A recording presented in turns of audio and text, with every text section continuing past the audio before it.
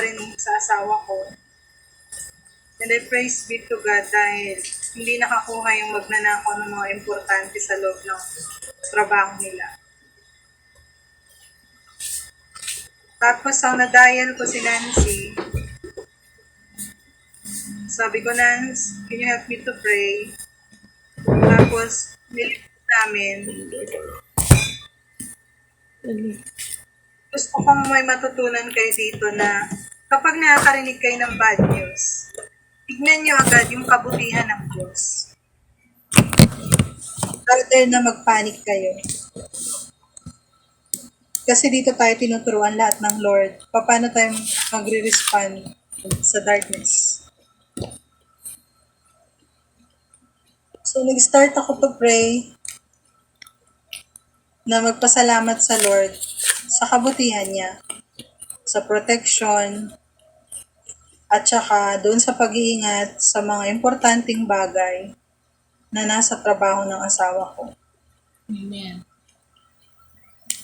Ang ordinaryong tao, ang responde is manginig at magbeg kay Lord. Remember that David Herzog said, and Stephanie said, we're not beggars. Anak tayo ng Lord.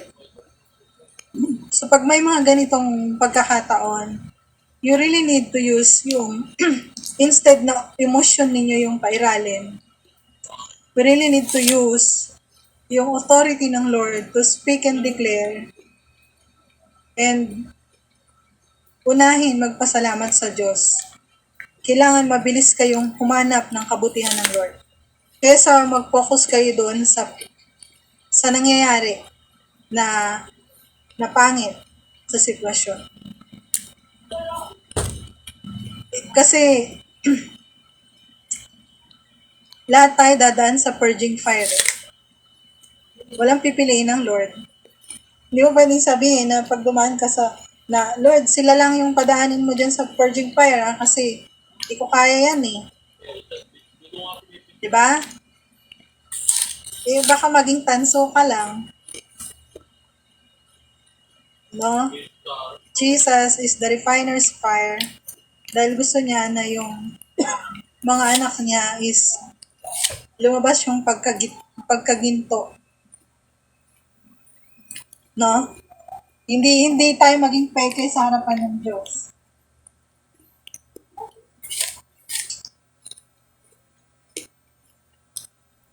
Kaya dumadaan sa purging fire. Paano ba yung sinasabi? Pag hindi ka dumaan sa purging fire, wala kang darkness na dadaanan, wala kang apoy na dadaanan, hindi sisilab yung puwet mo, hindi ka aaray, hindi makikita ng Lord kung gaano mo siya kamahal. Hindi mo rin makikita kung gaano na yung relasyon mo sa pagmamahal sa Diyos. Every time na may darkness, you need to ask God, Lord, anong tinuturo mo sa akin dito? Lord, if you are in my case, how will you respond? Kasi, remember, Moses, kaya siya hindi nakatawid doon sa promised land dahil lumabas yung emosyon niya bilang tao Araw-araw ba naman may magrereklamo sa yung isang batalyon, di ba? Tapos ikaw lahat sinisisi. Niligtas mo na, sinisisi ka pa.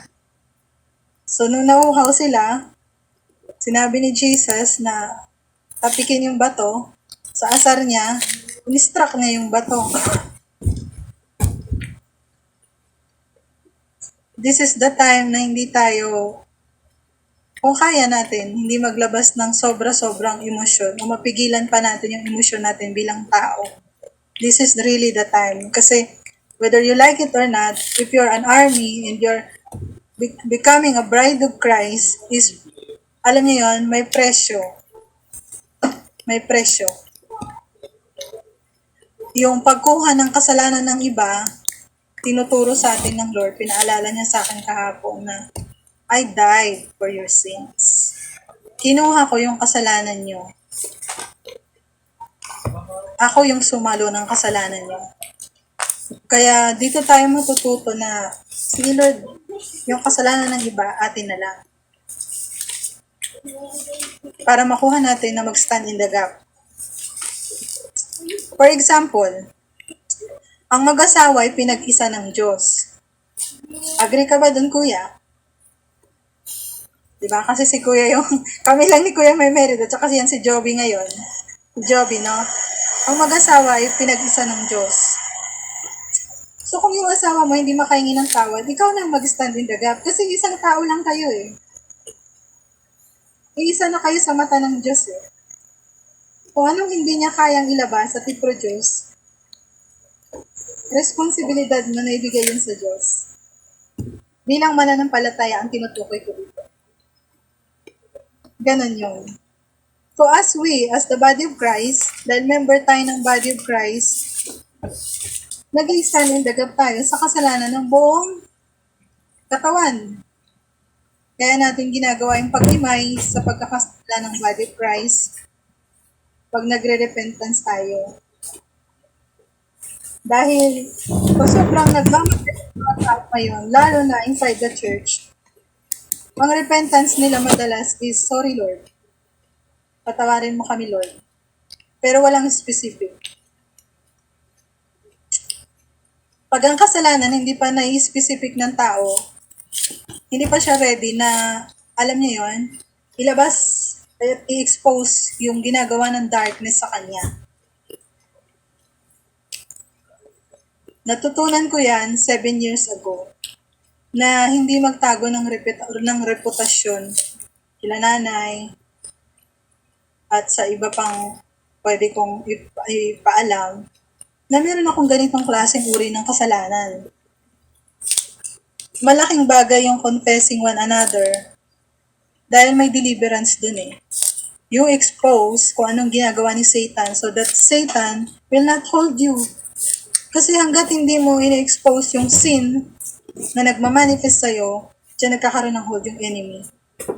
Eh, nandito tayo sa purging fire. Yung pagtanggap natin na, Lord, ito yung part na nagkakasala ako eh. Pwede mo bang tulungan ako dito kasi hindi ko talaga kayang maalis sa ganitong klaseng uri ng pagkakasala. Kasi kailan pa, di ba? Hindi na natin mahihiling yung ganitong klaseng panalangin kung nagkakagulo na. Kung nagkandagutom-gutom na tayo. Kung nagkarambol-rambol na yung paligid natin. Hindi na natin kaya yun. Ang inaantay na lang natin sa mga oras na yun is yung supernatural things ng Lord. Yun lang, di ba? At wala na. So, dito tayo papasok na paghandaan ninyong mabuti yung mga puso ninyo, yung kaluluwa, yung isip nyo, sa pag-purging ng Lord. Kasi yung mga mahal niya at yung mga army niya, padadaanin talaga sa matinding training, padadaanin kayo sa apoy. Whether you like it or not. And titignan ng Lord, anong respond din? O paano nyo tatanggapin yung darkness season nyo? At paano nyo maintindihan na yung darkness moment na pinagdadaanan mo, nandun din si God. Kasi siya yun eh. Siya yung storm. Siya yung famine. Siya yung pest. Siya yung lahat eh. Paano ko ito naintindihan? Mayroong nag-testify na si Nabil, sabi niya, merong isang umakyat dun sa throne ng God, tinatanong niya kung hindi ba sila di ba napapagod yung mga four living creatures? For a million years, wala silang ginawa kundi magsabi ng Holy, holy is the Lord God Almighty. You are worthy, you are worthy. Bakit for a million years na dumanas, wala silang ibang sinasabi kundi puro ganun lang. No? Bakit kaya? So ito yung sinabi, ang sagot sa kanya ng angel. Yung image ng Father. Nag-iiba-iba daw yung anyo ng Father every moment. Kaya na-amaze yung four living creatures, wala silang masabi kundi glory, you are worthy. Holy, holy is the Lord God Almighty. Kasi once Papasok yung glory ng Lord sa tao, hindi ka mahihintong manalangin. Hindi ka mahihintong mag-worship sa Lord. There's something powerful presence that, alam mo yun, parang pinupush ka ng pinupush na sige pa, gawin mo pa, gawin mo pa. No, ganun yung power ng Holy Spirit. So, your body, sabi ko nga last week, 3 ang composition yan. Pero ang nakikita ng spirit realm is yung spirit ninyo na every time na emotion kayong nilalabas is nagpapalit ng mga kulay. Kasi yung spirit daw is composed ng different colors. Ganun ka magnificent ang God. Different colors. Hindi yan transparent.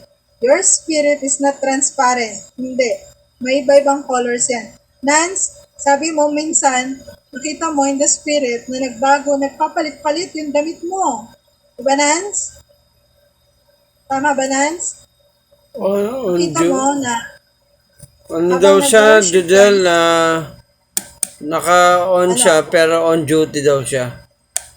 naka-on duty. Sige, okay lang. Sabi ni Nance, nagpapalit-palit daw yung there's changes. Doon sa iba't iba. Ate, habang nag-worship ako, nakita ko yung spirit ko.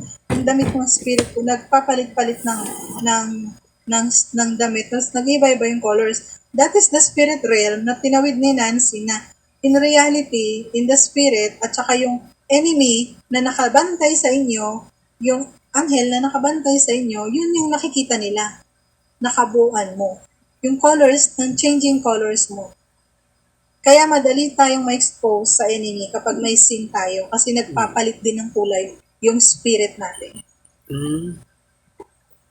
Ganon yun. Pala yun. So, there's something in the spirit realm na kailangan naiintindihan nyo para nakakapag-ingat kayo. When you speak negative words, mag-repent kayo agad kasi magpapalit na makakahanap ng butas yung enemy na mag-manifest. O kaya, mangyari nga, sige, yun na, nagbitaw na. Bumigay na yung emosyon. Pasok. Kasi, the enemy cannot create. Tandaan nyo yan. Hindi niya kayang mag-create. No? Pero, dahil hindi niya kaya mag-create, mga ano sila, mga tuso sila. Binabantayan nila bawat lumalabas sa bibig natin in the spirit. Because whatever we speak, dahil image tayo ng God, whatever we speak, it becomes reality. Okay? Nasundan nyo? Whatever we speak, it becomes reality. Yung atoms na hindi natin nakikita dahil sobrang liit ng mga particles niya, yun ang bumubuo ng mga salita natin dito sa planet Earth. So, yung mga salitang yan, mabuti man yan o masama, it becomes reality. Bakit? Kung mabuti yung sinabi mo, hindi naman namimili si atom ng i-create niya yun in reality. Pag darkness yung sinabi mo, it becomes reality. Sasabayan ng enemy yung creation ng atoms na mangyari yun. Kaya ako kayo pinag-iingat this time, this moment, kasi bukas yung portal. Lahat ng bibig natin bukas. Whatever we speak and declare, ingatan natin mga kapatid. Kasi we are accountability natin yung bawat sarili natin at yung mga mahal natin sa buhay. Accountability natin. Sige ate, go na. Sige. Sige na, makikinig kami. Kasi, kasi wala na tayong oras eh. Nagde-decide na sana ako na next week na lang ako magsasalita pero mabilisan ko lang tong kailangang sabihin. Kasi na naginip ako, may dream ako na,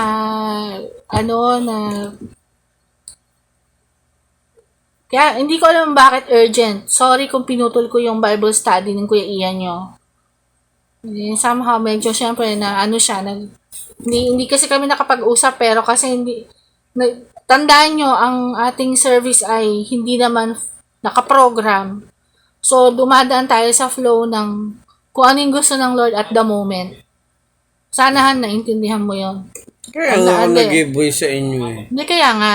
Kumbaga parang no hard feelings or not kasi talagang kailangan masabi ko yung panaginip ko kasi hindi, pag pinalampas ko na ng next week, iba na yung magiging mensahe ng Panginoon sa atin eh. Kasi, kailangan, hindi kasi, ang church kasi na hindi lumalakad sa supernatural, hindi na kinoconsider ng Lord na pananahan niya. And umaandar tayo sa giftings ng dreams and revelations and intercession. Yun nga lang parang, kasi kung nagtataka kayo, bakit parang wala namang masyadong signs and wonders. Kasi iba yung signs and wonders na hiniling ko para sa ating fellowship. Nung nag-uumpisa pa lang ang ating house church, hiniling ko talaga na, Lord, wag mo kaming bibigyan ng kahit anong miracle, signs and wonders.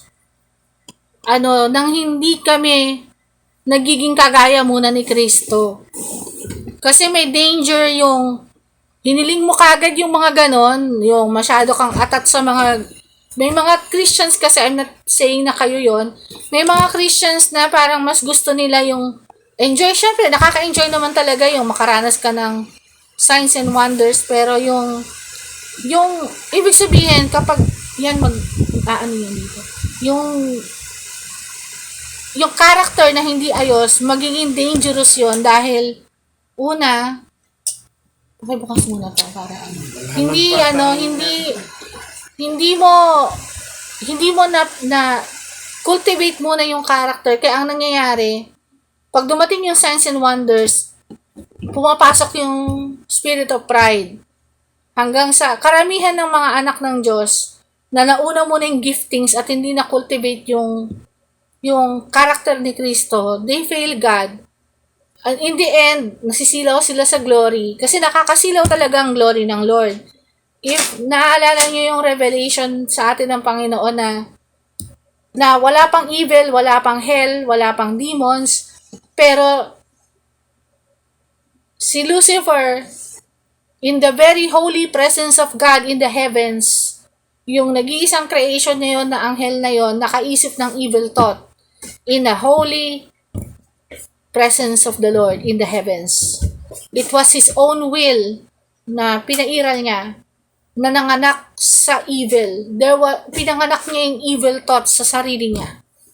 Yung origin ng evil thought nang galing sa kanya, na gusto niyang higitan ng Panginoon, gusto niyang higit pang maging makapangyarihan dahil nasilaw siya sa kanyang ganda at sa kanyang glory kasi siya ang pinakamagandang anghel at makapangyarihang anghel sa lahat ng creation. And God doesn't want that same mistake to happen. And also notice bakit nag-fail si Adam and Eve. Because sa totoo lang, create sila ng Diyos lesser than the angels, ang mga tao lesser than the angels kasi gusto ng Lord i-test naman yung tao. What if wala silang kapangyarihan? Will they still be faithful to me? Hindi ba sila magkakasala ng kagaya ni Lucifer na nasilaw sa ganda, sa kapangyarihan? How about this creation man?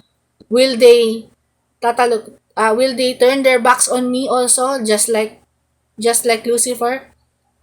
The sad part is, sa umpisa, because ang alam lang nila Adam and Eve ay puro kasaganahan, blessings, glory, yan, di ba? Kung titignan nyo, hindi balance ang buhay nila, may something formula is missing, kaya sasabihin ko yung missing part na yon, kaya nung nagkasala sila, mabilis silang naniwala sa lies ni Satan in the form of a serpent, nagsalita sa kanila, uy, pag kumain, kasi binigyan sila ng rule sa heaven may 2 puno doon na dito sa puno na to, tree of life, dito lang kayo kakain. Pag tree of the knowledge of good and evil, wag niyong kakainin yon. Nag-set ng rules ang Lord. At may will ang tao, hindi niya sinususian si Adam and Eve. Meron silang sariling desisyon. That is the power na binigay sa atin ng Panginoon. The power to choose, the power to will. Okay? At ginamit nila yung will na yon because hindi sapat yung experiences nila. Wala silang foreknowledge about the enemy. And then naniwala sila dun sa, pag kumain ka yan, you will be like the gods. You will be like God. Pag kinain mo yung prutas niya. So, naniwala sila sa lie. And then, dun na nag-start na dapat for eternity na sana yon sila May special body, ang sabi ni Bruce Allen, ang body nila Adam and Eve noon is they are full of light. Kaya hindi nila nakikita yung kanilang nakedness kasi balot sila ng liwanag ng glory ng Panginoon. Pero nung nagkasala sila, nawala yung light, yung presence ng light. And then, kasi garment yun eh. Damit pala yun, yung glory. Natanggal sa kanila yon, and then they were naked. Literal na nawalan sila ng damit at dun sila dinamitan ng Panginoon galing sa ang kanilang damit na ngayon ay physical na, hindi na spiritual. Pero nung nabubuhay sila, nung wala pang kasalanan, spiritual ang balot sa kanila. That's why they can directly talk to God in the garden. They can see God because they are living in walang kasalanan. And then nung pumasok yung sin, nawala yung communication nila, direct communication from God. Sin separated man from God. Merong eternal separation yan. As in, hindi na parang kung tutuusin, si Jesus lang talaga yung naging daan kung bakit tayo nagkaroon ng gano'n, ng hindi na tayo totally masiseparate sa Panginoon through Christ. But, balik tayo doon, when they sinned, that garment was removed from them at nagkaroon sila ng fleshy garment, which is yung galing physical na damit, like galing sa mga dahon, dinamitan sila ng Panginoon to cover their nakedness. So, kailangan yung intindihin na yung ganung pangyayari, kaya ngayon ang naging ano ng Panginoon, 1,000 years is considered one day to the Lord. Kaya hinayaan niya ang man na maka-experience ng suffering so that they would learn from their mistakes. At ilang libong taon ang dinanas ng mga tao. It's a cycle, paulit-ulit. Hanggang sa nakikita ng Lord na may paisa-isa na talagang totoong naghahanap sa Kanya. Abraham, Joseph, Daniel, Zechariah. So, may mga paisa-isa na mga naghahanap sa Kanya. Pero hindi pa tapos ang Lord. It was prophesied na merong Messiah na darating to finish everything para ang mga tao makabalik uli sa Panginoon. Now, bakit ko kinukwento to? Kasi, napakahalaga yung relationship ng Lord sa tao na para ma-develop tayo na hindi na maulit yung same mistake ng creation, inalaw ng Lord na makaranas ang tao ng napakaraming klase ng experiences ng kabiguan, ng mga failures, ng kasalanan. Kasi kung hindi maipaparanas ng Panginoon sa tao yan, ang mangyayari, isang part lang ang nakikita nyo yung glory na pwede pala tayong masilaw kung puro kasaganahan lang. Nandun yung makakalimot ka. Kaya hinayaan ng Diyos na balance yung maranasan ng tao. That there will be blessings, that there will be also times of suffering. Kaya lahat ng sufferings na yan, kinonsider ng Lord as training to man. Para pagdating ng araw, alam mo yon, perfect ang Lord sa kanyang plano eh. Kasi once na tumawag at nagpakumbaba ang tao sa kanya, na humingi na ng tulong, that's the time that the people are humbled. That's the time that na pag dumating yung saklolo ng Panginoon, hindi na sila masisilaw sa glory. At hindi, kasi ganito yan eh. Balik tayo, fast forward to Revelation. Pagdating sa last part ng book ng Revelation, makikita nyo na ang mga tao ng millennial reign of Christ, mga bagong tao na yon. Ang mga nakaligtas lang sa tribulation, yun yung mga namumuno na kasama ni Christ as kings on the earth. At tayo yon kung sakaling tayo yung makaligtas. At inaangkin ko na yon sa atin. So, yung mga bagong tao, may mga ipapanganak pa doon. So, there were as many as the sons of the sea. Biruin mo, a millennium is 1,000 years. And every 1,000 years composed of 10 centuries. And 1 century is 100 year. So, kung titingnan nyo, napakahabang taon yan na pamumunuan ni Christ ang buong mundo. At puro kasaganahan ang kanilang mararanasan. Kaya lang, titingnan nyo ang mangyayari. After 1,000 years, pakakawalan uli si Satan. Kasi kinulong siya nung pagdating ni Kristo eh. After 1,000 years, pinakawalan siya. At anong effect ng mga taong nakaranas lang ng kasaganahan? The moment na nagsalita na naman ng mga deception at pagsisinungaling At nakumbinsi ni Satan, as ang sabi sa Bible, as the number as the sands of the sea. Just check the last parts of the Bible.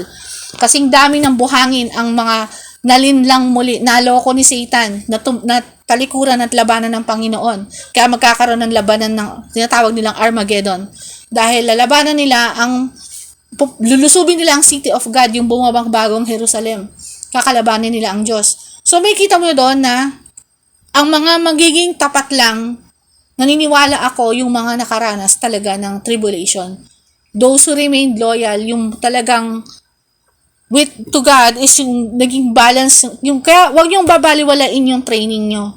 Kasi the reason why may mga kapighatian tayo, may mga sufferings tayo, is so that pagdating ng time, hindi tayo magmamalaki sa Diyos para wala nang maulit na sinigurado na ng Panginoon kasi nakita niya na ang future eh. Kaya yun yung master plan niya sa tao. Sinigurado niya na hindi na mauulit yung panibagong Lucifer na naging Satanas. Because kaya nga sa last parts ng Bible sa Revelation, kung titingnan nyo, ang mga tao doon parang for eternity masaya na. Kaya nga sabi ng Lord, kaya pala may salitang, and the Lord will wipe every tears from their eyes. Those tears were precious from the Lord because those tears made the people realize, ba't pa kami magmamalaki? Tinulungan kami ng Panginoon, sapat na yon.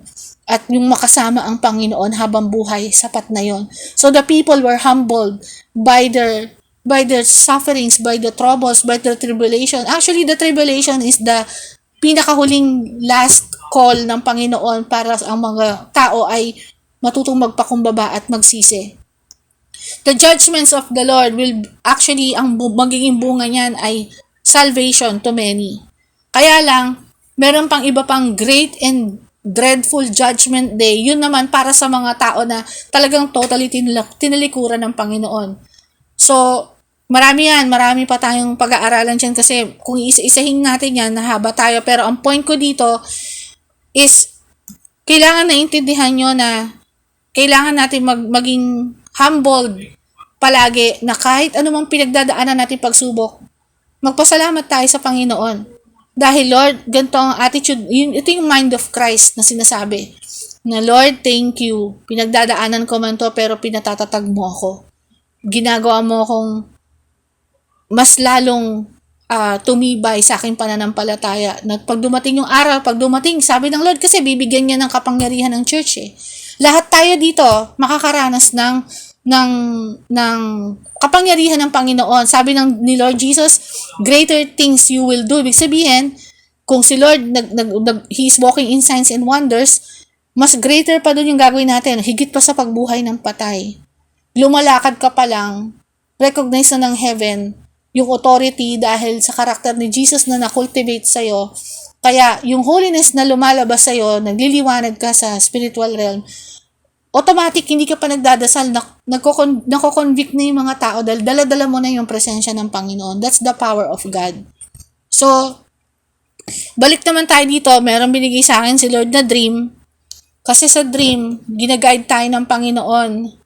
Kung as a warrior, hindi lang tayo basta warrior, mga generals na tayo dito sa hukbong sandatahan ng Panginoon.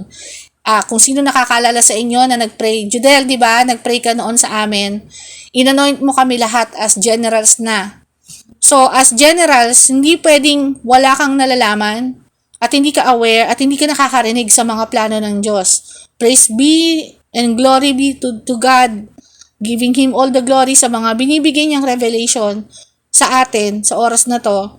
Kasi, nanaginip ako, mga 3 days ago, nakita ko si nanay. Mabilis lang yung dreams, very specific, na nagkukumahog na nakita ko may isang malaking kaing sa harapan ko. At nilagay niya doon sa kaing na yon. Yung kaing is parang basket na malaki. Nilagay niya yung di ba naalala niyo si nanay mahilig sa mga banner na tela? Na tinataas niya yan, winawagayway niya pag nag-worship. Sino nakakita nun? Sino nakafamiliarize na ganun si nanay? Amen. So nakita ko sa dream is, nilagay niya lahat ng iba't ibang klase, iba-ibang kulay ng tela doon. Parang prepare niya. Ang discernment ko doon, Kaya siya nakapag-prepare ng ganon in response to what we are doing here on earth. She was able to prepare because dahil nakita niya yung kumilos tayo dito sa earth, we needed those banners. Nung una, hindi ko pa alam kung ano yung banner na yon. Ang itsura ng banner, ang itsura ng tela, napakaganda. Transparent siya. Bawat tela, iba-ibang kulay. Ang pinaka natandaan ko dun sa dream ko, yung tela is manipis lang na banner, pero matibay daw yon. Yung fuchsia pink, yung nakatuon sa akin na attention. Kasi si nanay mahilig sa pink yan eh. Yung isang color na fuchsia pink, para akong may microscope na tiningnan kong mabuti. Yung transparent siya, pero makakapagtaka. Transparent, di ba tagos yung mata mo, makikita mo yung kabila. Pero napakaganda ng kulay ng fuchsia pink. Pero pag titingnan mo sa microscopic na yung pinakamaliit na detalye ng tela, may mga maliliit na butil ng ginto doon sa bawat hibla ng tela.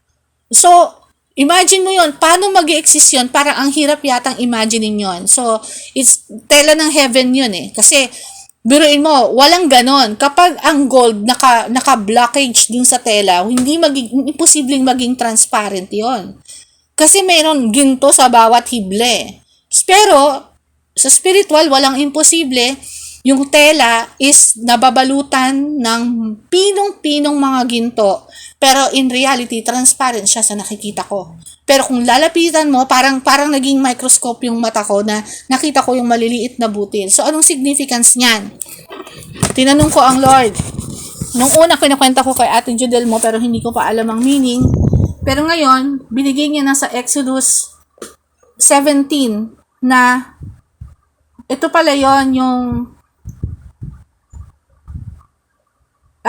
nung panahon ni Moses, sabi dito, Moses sa Exodus 17 verse 15 to 16, and Moses built an altar and called it, "The Lord is my banner." So, kasi gagamitin yung tela na yun, yung sa dream ko, gagamitin daw yun as banner. So Moses built an altar and called it, "The Lord is my banner." At kaya yung purpose kung bakit niya pinangalan na Lord is my banner yung altar na yon, because hands were lifted up against the throne of the Lord, and the Lord will be at war against the Amalekites from generation to generation.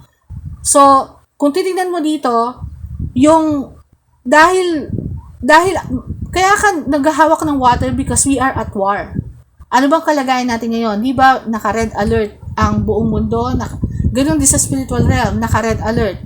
And then, kung titingnan mo sa iba pang mga verses about the banner, laging may labanan every time na mayroon silang hawak na banner. And ang banner, kung titingnan mo sa physical na di ba kapag may mga gera, kahit noong mga centuries old pa hanggang sa ngayon, may flag na dala ang bawat kampo. Alam mo na kapag nananalo na yung kapag tinaas na nila yung bandila during the war, pag pinalitan, ilusob mo yung kampo ng kaaway, tinanggal mo na yung banner nila, yung flag nila, at ipinalit mo na yung banner. Ang banner is pahaba, usually. May isang klase siya ng flag na parang pahaba. Okay? Na tela, na nakaprint doon yung logo ng kanilang kingdom or ng kanilang nation, other than the flag. So, pag nilagay mo na yon, ibig sabihin, panalo yung labanan. So, yung the Lord is my banner, pinoproclaim doon, na ito ang Diyos, the Lord is the banner, is our banner mismo, si Lord. Siya ang nangunguna dun sa labanan. At sigurado yung panalo kapag hawak mo yung banner mo na si Lord mismo. At it is a way also to identify na tayo yung mga, pag may flag ka, di ba alam mo na, ay grupo ng mga ng sundalong Hamas, ay grupo ng sundalong Israel. May identification tayo dun sa banner na yon, na ibig sabihin na we belong to Christ, at merong siyang unified na followers, na tagasunod. Ibig sabihin may unity. Once you hold a flag, there's a sense of unity.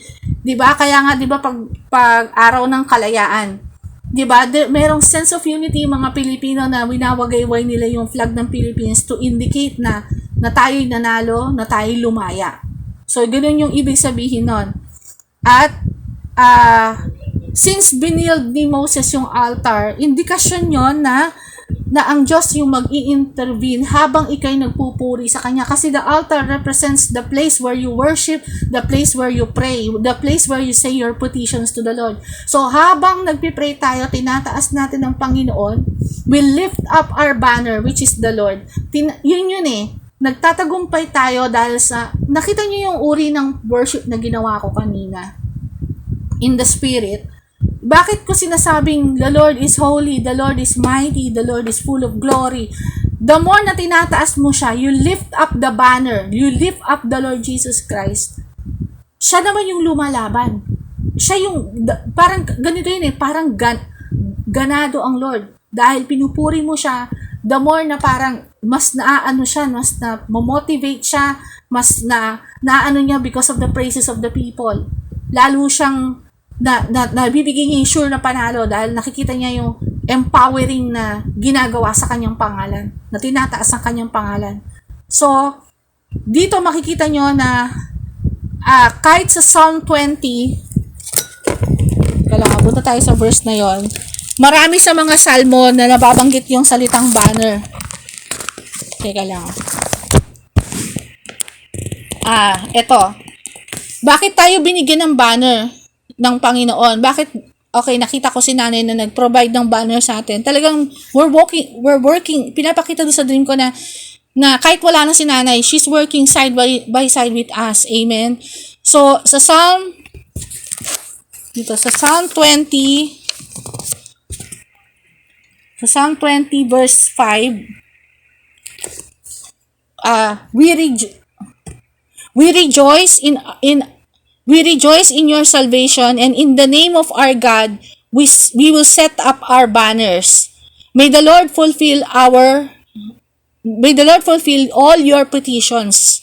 Now I know that the Lord saves His anointed. He will answer him from His holy heaven with His saving strength of His right hand.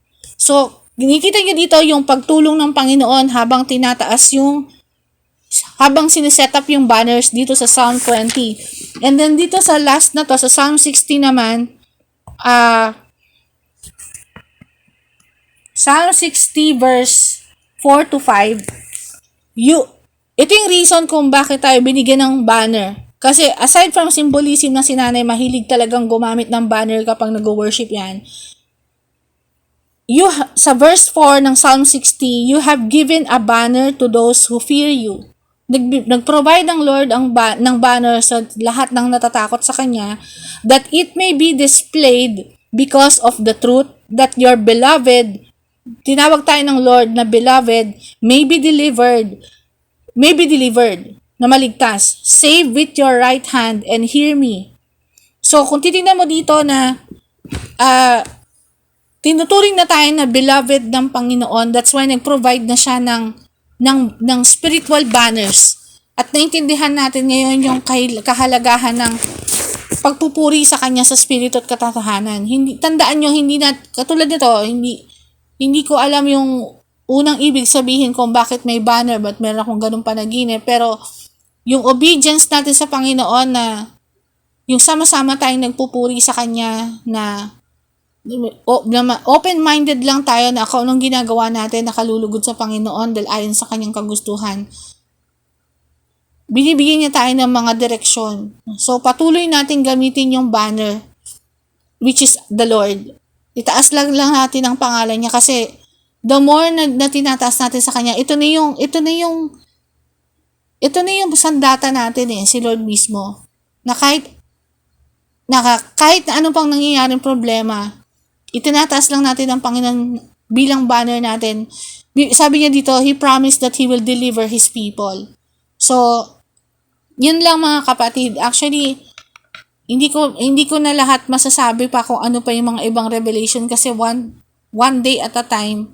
Pero yun yung kailangan natin yung matutunan na, eto pa pala, nakapakinig ako kahapon nung kay Bruce Allen, na bisita siya ng isang sa YouTube. Pinakinggan ko yung kanyang testimony na kung saan ka madalas magpuri, saan yung location mo magpuri. Habang tumatagal pala, halimbawa, di ba inutusan na tayo ng Lord na maglaan na ng oras sa Kanya. Kung saang lugar ka dyan sa bahay nyo, madalas magpuri, dumadal ka, pupush mo ng spending time with the Lord, worshiping Him in spirit and in truth. Habang tumatagal pala, yung lugar na yan, numinipis yung, kumbaga yung pagitan ng heaven and earth. Habang tumatagal, hanggang sa, dahil manipis na siya, may possibility talaga na makita nyo na ang Panginoon habang nag-worship kayo. Okay? So, isang amen naman dyan or hallelujah.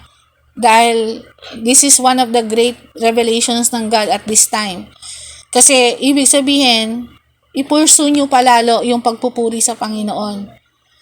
Na kung numinipis dahil manipis na lang yung harang, habang tumatagal, magiging literal na talaga na makikita natin ang Panginoon kapag pinupuri natin siya. Alam mo kung bakit? Kasi sinabi ni Bruce Allen, yung totoo talaga nito, nabubuhay tayo sa dalawang mundo. Isa sa physical, isa sa spiritual. Kaya, yung harang ng physical at spiritual, numinipis dahil sa pagpupursige nating pagpupuri in our individual time. At habang tumatagal, yung lugar na kinauupuan mo, yung kama na pinag-worshipan mo, yung sala na pinag-worshipan mo, saan ka man nag-worship, sa CR, sa banyo, sa kama, sa upuan, sa sala, numinipis yung pagitan ng physical and spiritual realm to the point na daratingan tayo na makikita mo na lang si Lord one day habang nag-worship ka. So, it's an encouragement to us na huwag tayong sumuko na magpuri sa Panginoon and then makakausap mo si Lord literally in His form, in His transfigured form. Ayaw ba niyo yun? O gusto niyo yun? Ang sarap ng feeling na Dyan, malapit na yan. Oo. Kasi sabi niya, every time na morning mag-worship siya, imagine na si Jesus. Amen. Ito naman, magbibigay tayo ng kwento ako ng... Siya pa niya, pinakausap niya, Lord. Wow. Okay lang. Ito encouragement sa'yo, Ate Jen, at sa ating lahat. Yung channel na kung saan bisita si Bruce Allen, may mga ibang bisita pa siya. So, nag-testify siya na yung itong bisita kong isa, sabi niya, she was, praying. Ang ginagawa niya, habang nagpipray siya, push talaga sa pagpipray dun sa isang corner lang sa bahay niya. And then, isang araw, nabuksan ng kanyang spiritual na mata, at parang in a minute, nandun siya sa heaven, nakita niya sarili niya. Wow! Habang nag-worship in a split second, nakita niya yung sarili niya, literal, na pagdilat niya, nasa heaven siya. Wow, ang sarap ng feeling na yun, di ba? Parang in an instant noodle, andun ka sa heaven, nandun ka sa bahay mo, pagdilat mo, nasa heaven ka. At nagulat siya, yung experience niya ng heaven, ay nagtataka siya, dahil ang dami niyang nakita doon, nakakilala niya. Sabi ko, Lord, ba't nandito rin sila sa heaven? At ang nakakashocking pa doon, hindi patay yung mga yon. Buhay pa sila dito sa earth.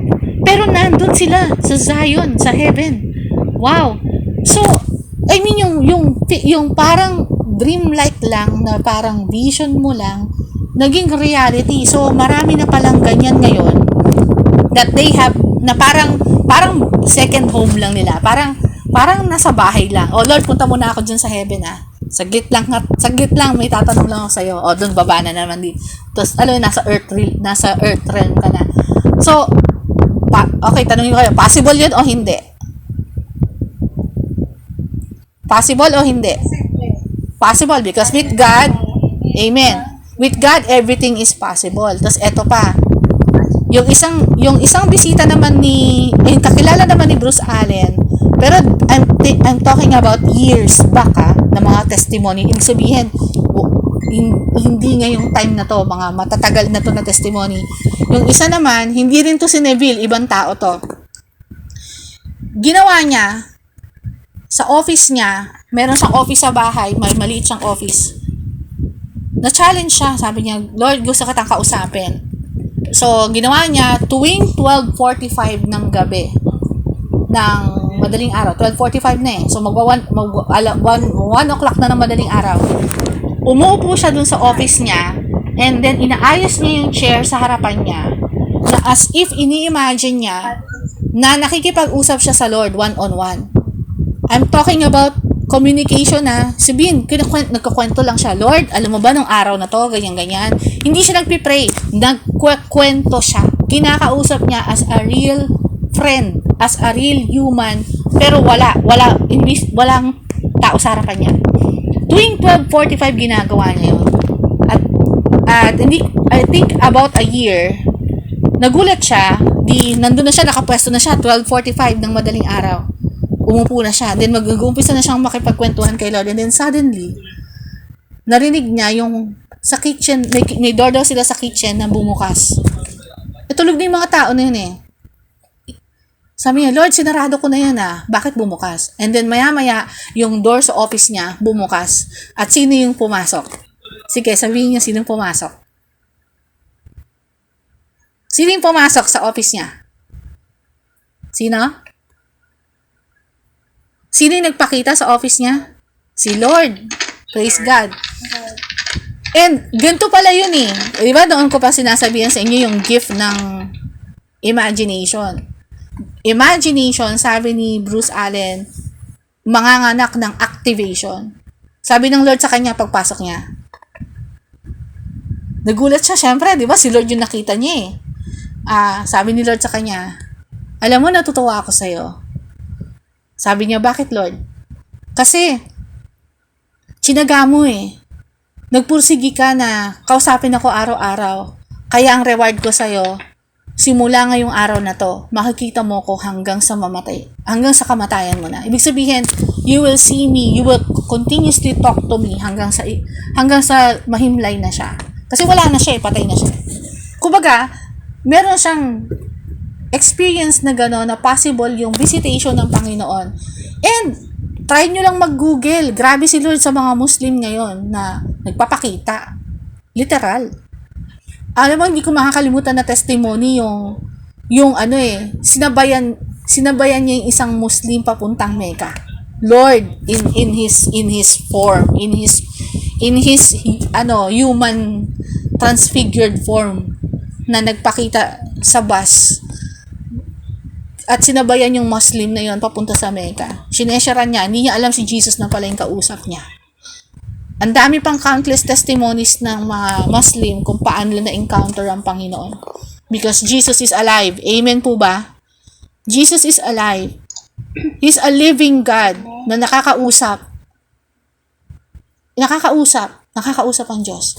Kaya, encouragement ko sa inyo, huwag tayong tumigil. Because we have to push through. We have to push through what God is giving us. Kasi hindi pwede talaga na hindi tayo nakakarinig at nakakarinig sa Panginoon, sa tinig niya. Hindi pwede rin this time re-require na ng Lord na makita natin siya. Because we will be working side by side with the Lord in the last days. Paano tayo bibigyan ng instruction kung di natin naririnig?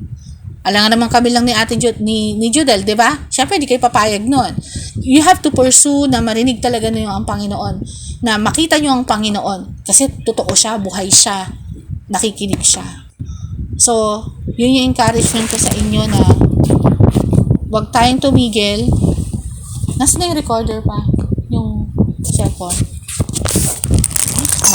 Ako, sana hindi namatay yung recorder. Ayun, buti na lang, praise God. Sana, huwag tayong tumigil na i-push yung kalooban ng Panginoon na makita niya. Sorry, nag-overtime na tayo kasi sabi ng Lord sa akin, hindi pwedeng hindi ko masabi to dahil napakahalaga para mas lalo kayong ma-encourage sa mga susunod na araw. At isa pa palang requirement ng Lord. Sinabi pala ni Lord kay Bruce Allen, alam mo ba yung reason kung bakit hindi ka nakakakita in the spirit? Kung ba't hindi mo ako naririnig in the spirit? Sabi niya kay Bruce Allen. Sabi ng Lord sa kanya, kasi ang kapal-kapal ng mga nakaharang sa'yo eh. Yan yung mga pinanood mo na mga carnal things. Yan yung mga pinaringgan mo na mga carnal music, carnal songs, carnal movies. Yung gusto mo akong makita, gusto mo akong maranasan, gusto mo akong marinig, sabi niya kay Bruce Allen, sanctify your eyes, sanctify your ears. Huwag ka nang manood ng mga alam mo na makapag-aano ng imagination mo. Kasi, ang laman ng utak mo ngayon, imagination based na nakita mo sa mundo, kaya hindi mo ako makita. Kumbaga parang harang sa mata yan, harang sa spiritual eyes natin at harang sa ating pandinig para hindi natin makita at marinig ang Panginoon. Kaya, we offer a sacrifice of praise to the Lord, and that is renewing ourselves, renewing our mind, renewing our thoughts, renewing our ears, and sanctifying our eyes. Pag sinabing sanctify, tatanggalin mo talaga yung mga bagay na makahahadlang. Gusto mo ng supernatural, meron tayong risk na gagawin. Pero, it's worth it. Kasi eternity to eh. Okay? And the Lord knows your heart right now, how much you desire for this. And I pray that God will give us the grace to do this, to sanctify really our ears, our hearts, our minds, para marinig na natin siya. Kasi wala na tayong oras eh. Ilang years na lang from today, darating na yung mga dilubyo, yung famine, yung gera na mas malakihan pa, yung mga bagong mga pandemic na hindi natin alam. Because it's getting worse, it's getting darker. But the Lord will show forth His glory. Pero paano kung hindi tayo nag-effort muna, hindi tayo nag-step of faith na makita at maranasan ng Lord habang wala pa yon. Sabi nga ng Lord, hanapin niyo ako habang nakikita niyo pa ako. Seek me while I may be found. Kumbaga, hanapin natin ang Panginoon at dinidesire ng Panginoon na makita natin siya. Kaya, we will not limit God in His power, that we will see Him. We will see Him. Sabi nyo nga, I will see the Lord. I will hear the Lord. I will sanctify my eyes and ears so that I can see the Holy God. Kailangan kasi holy din yung eyes natin and ears so that we can see Him through His precious blood. Every day, start nyo na, Lord, tulungan nyo ako na wag akong matukso na tumingin sa mga bagay-bagay. Diba, Judel? May sacrifice talaga tayong gagawin. Gusto nyo makakita at makarinig kay Lord, sanctify your eyes and ears. Huwag na kayong manood ng mga worldly things, makinig ng worldly things. Because, dinidesire na talaga ng Lord na makita natin siya. Because tinawag niya tayo eh. Tinawag niya tayo as a bride of Christ. Tinawag niya ang bawat isa sa atin. Wala ditong nire-respeto ang Lord. He is no respecter of person. Lahat tayo special sa mata ng Diyos. Pantay-pantay, equally loved by the Lord Himself. We are equally loved by the Father. Okay? So, wag niyong maliitin ang inyong mga sarili. Kasi tinawag kayo para, sabi nga ni Nanay, hindi kayo tinawag para pumatay ng langgam. Tinawag tayo para pumatay ng mga higante na kumakalaban sa Diyos.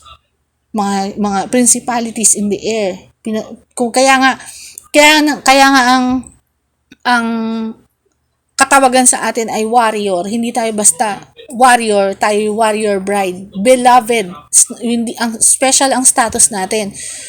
We are together with a king. Okay? So, yun lang mga kapatid, yun lang yung encouragement ko sa bawat isa na magpatuloy tayo. Although, syempre, hindi talaga madaling mabuhay dito sa mundo, pero kailangan nating pagsikapan, paglaban natin yung ating kaligtasan. Sabi nga, we would work out our salvation with fear and trembling. Kailangan nating paghirapan, kailangan nating i-push yung sarili natin na gawin yung tama. At ipaglaban yung kaligtasan natin na inaagaw ng kaaway sa araw-araw. Ipaglaban natin yung posisyon natin bilang anak ng Diyos. Kasi yun ang inaagaw sa atin eh. binubulag tayo ng mga cares of this world para makalimutan niya ang mga bagay na tinuturo sa atin ng Panginoon. I-pray nyo talaga, itatak nyo sa isip nyo na kailangan nyo na talagang magdesisyon. Wala na tayong ibang panahon. Para sabihin, kulang na nga tayo sa oras eh. Binigyan pa tayo ng 2 years, sabi ng mga propeta. Pero kasama na sa 2 years yung 2023. And we only have 2024 to prepare. At least meron pa tayong isang taon to meditate at mas lalo pa tayong magbabad sa presensya ng Panginoon. Okay? At naniniwala ko isang araw, Tumakbo sa Lord. yeah, and I declare, naniniwala ako na magugulat na lang tayo, di ba, Jodel? Isa-isa tong magsasalita. Ay, ang gaganda ng mga testimony nyo with the Lord. Gusto ko marinig yung mga kwento nyo, mga experiences nyo mismo. Maganda pa sa amin nila. Kasama pa si Lord. In-encourage ko kayo, huwag nyong maliitin, huwag nyong limitahan ang presensya ng Diyos kasi you will experience God in a very special way. Every one of us will be unique. Kakaiba lahat. At isang araw, magugulat na lang tayo, magkikita tayo lahat doon. Kasama si Lord. Ay, andito ka, Jodel. Lord, andito na sa Ate Marlene. O si May, nandito na. O si Lovely, nandito na. O, di ba? Ang saya, di ba? Nandun tayo sa realm ng spirit. Ang sarap ng reunion kasama ng Lord. Sige, yun lang, Jodel. Kung may add ka pa, tsaka yung closing prayer. God bless you all. Magko-close na. Love you all. Magko-close na tayo.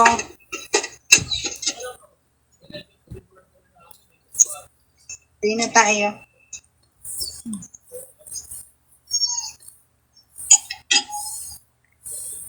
Kumusta sa China, Ate Jen?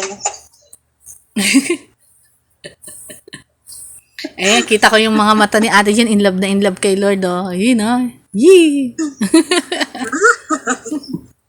Ako, sabi niya, iba talaga ngayon, Jodel, umupo ka pa lang, nandyan na yung presence ng God. Ganun kabilis. Praise God. Tuloy lang. Ate Marlene, tuloy lang, Ate Marlene. Amen. We are all blessed. Joby and May and na Lovely. Meron pa tayong lakas. Yes, tuloy lang kayo, tuloy. Do not walk in any condemnation kasi part ni Satan yung mag-lie sa atin na hindi na tayo papatawarin ng Diyos kapag nagkakasala tayo. Yeah. And, encourage ko lang, no, si Lovely, si Joby, wala ditong measurement na gaano katagal or bago lang na Kristiyano because the experience is available to everyone. Bago ka man o dati ka ng Kristiyano o ilang years hindi tinitingnan ng Lord yun. Welcome na welcome kayo sa kaharian ng Diyos. Yeah, amen. Tinitignan dito ng Lord is yung repented heart natin. Amen. Everything. Heavenly Father, we humbly bow down to you again. Salamat, Lord, sa precious time namin, sa papatawad sa amin, sa paglilinis, sa buong protection na binigay mo, Lord, at sa lahat ng topic mula kay Kuya Ian, na bless kami, hanggang kay Ate Risa. We give you all the glory, Father God, in Jesus' name. Yes, And we thank you, Lord, dahil naintindihan ng bawat puso kung gaano ka-importante, Panginoon, yung pagmamahal sa iyo bilang Diyos at kilalanin ng lahat